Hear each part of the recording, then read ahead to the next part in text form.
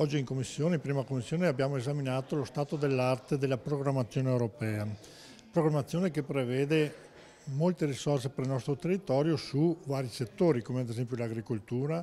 il sociale, l'industria e il turismo. Ciò che abbiamo riscontrato oggi in questa occasione è che sono aumentate le risorse che l'Europa ci trasferisce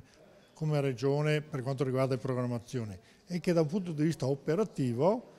siamo a buon punto per quanto riguarda l'erogazione di questi contributi. Tempo fa era uscita la notizia che il Veneto non fosse in grado di utilizzare al meglio queste risorse, invece oggi abbiamo confermato l'ottimo andamento sia della distribuzione delle risorse sia della rendicontazione, cioè la verifica che queste risorse siano state ben spese. Stiamo parlando di una programmazione 2014-2020 che ha una dotazione di quasi 3 miliardi di euro e per il 2017 sono 600 i milioni a disposizione per le imprese.